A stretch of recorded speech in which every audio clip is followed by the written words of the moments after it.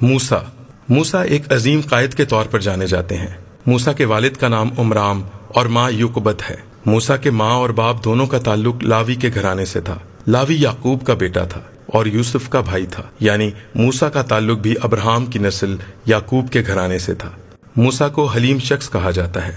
موسیٰ کے 2 بیٹے تھے، ایک جیرسوم اور دوسرا الیعزر۔ موسیٰ کی بیوی کا نام صفورہ تھا اور اس کے بعد انہوں نے ایک کوشی عورت سے بھی بیاہ کیا۔ ان کی پیدائش اس دور میں ہوئی جب بنی اسرائیل مصر میں دکھ اٹھا رہے تھے، اور فرعون نے جو یوسف کو نہیں جانتا تھا انہیں دکھ دیا اور بنی اسرائیل کے بیٹوں کو مارنے کا حکم دیا۔ موسیٰ کی ماں انہیں ایک ٹوکرے میں ڈال کر دریا کے کنارے جھاؤ میں چھوڑ آئی۔ فرعون کی بیٹی نے وہاں اس ٹوکرے کو دیکھا اور وہاں پر انہیں موسیٰ ملا، اور وہاں سے موسیٰ کو اپنے گھر لے آئیں اور اس کی پرورش کی۔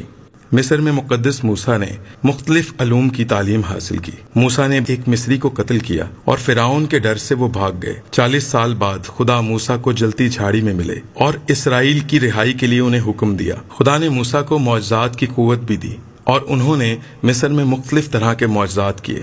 مقدس موسیٰ نے فرعون سے کہا کہ وہ بنی اسرائیل کو خدا کے حکم کے مطابق وہاں سے لے کر جانا چاہتے ہیں۔ فرعون کے اجازت نہ دینے پر مختلف طرح کی وبائیں اور بیماریاں وہاں پر نازل کی گئیں۔ موسیٰ کے وسیلے سے بحر کلزم کے 2 حصے ہوئے، چٹان سے پانی نکل آیا، بیابان میں من برسا۔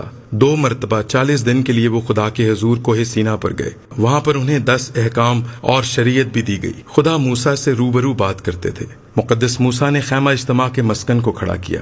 استثنا کی کتاب اس کے 34ویں باب میں ہمیں ذکر ملتا ہے کہ موسیٰ نے مواب کے ملک میں وفات پائی۔ مقدس موسیٰ کی کل عمر 120 برس ہوئی، اور نہ ان کی آنکھ دھندلانے پائی اور نہ ہی ان کی قوت میں کمی آئی۔ نئے عہد نامے میں بھی یسوع مسیح نے بہت جگہوں پر موسیٰ کا ذکر کیا، یہاں تک کہ وہ واقعہ جب یسوع مسیح کی صورت بدل گئی تو ان کے ساتھ پطرس، یعقوب اور یوحنا نے موسیٰ اور ایلیا کو ان سے باتیں کرتے ہوئے دیکھا۔ عبرانیوں کے خط میں مقدس موسیٰ کے ایمان کا ذکر ملتا ہے۔ مقدس موسیٰ کی لاش کے لیے میکائیل اور ابلیس کے درمیان بحث و تکرار ہوئی۔ مکاشفہ کی کتاب میں بھی ہمیں موسیٰ کا ذکر ملتا ہے۔